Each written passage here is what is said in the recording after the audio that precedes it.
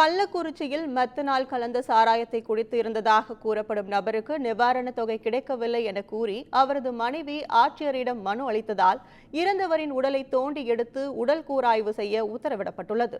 கள்ளக்குறிச்சி மாவட்டம் மாதவசேரி கிராமத்தில் மெத்தனால் கலக்கப்பட்ட கள்ளச்சாராயத்தை ஜெயமுருகன் என்பவர் அருந்தியதாக கூறப்படுகிறது. இதையடுத்து அவரது உடல்நிலை பாதிக்கப்பட்டதால் அவரது மனைவி விஜயலட்சுமி தனியார் மருத்துவமனையில் சிகிச்சைக்காக அனுமதித்துள்ளார். அப்போது ஜெயமுருகனை பரிசோதித்த மருத்துவர்கள் அவர் உயிரிழந்து விட்டதாக தெரிவித்துள்ளனர். இதையடுத்து விஜயலட்சுமி அவரது கணவர் ஜெயமுருகனின் உடலை அதே பகுதியில் உள்ள இடுகாட்டில் இறுதிச் சடங்கு செய்து புதைத்துள்ளார். இதையடுத்து தனது கணவர் மெத்தனால் கலக்கப்பட்ட சாராயத்தை குடித்துதான் இறந்தார் என புகார் அளிக்க சென்றபோது கச்சிராயபாளையம் காவலர்கள் புகாரை வாங்க மறுத்துவிட்டனர். மேலும் ஜெயமுருகனின் வீட்டிற்கு சென்ற திமுக எம்எல்ஏக்கள் மற்றும் அரசு அலுவலர்கள் உட்பட அனைவரும் சென்று விஜயலட்சுமிக்கு ஆறுதல் தெரிவித்துள்ளனர். ஆனால் நிவாரண பட்டியலில் ஜெயமுருகனின் பெயர் இல்லாததால் நிவாரணத்தை தொகை கொடுக்கப்படவில்லை என்று கூறப்படுகிறது.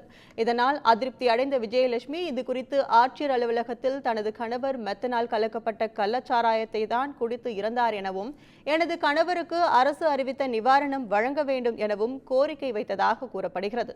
இதன் எதிரொலியாக சின்னசேலம் வட்டாட்சியர் கமலக்கண்ணன் தலைமையில் 3 பேர் கொண்ட மருத்துவர்கள் குழு ஜெயமுருகனின் உடலை தோண்டி எடுத்து உடல் கூராய்வு செய்யும் பணி நடைபெற்று வருகிறது. உடற்கூறு ஆய்வு அறிக்கை வந்த பின்னரே அவருக்கு நிவாரணம் கிடைக்குமா கிடைக்காதா என தெரிய வரும்.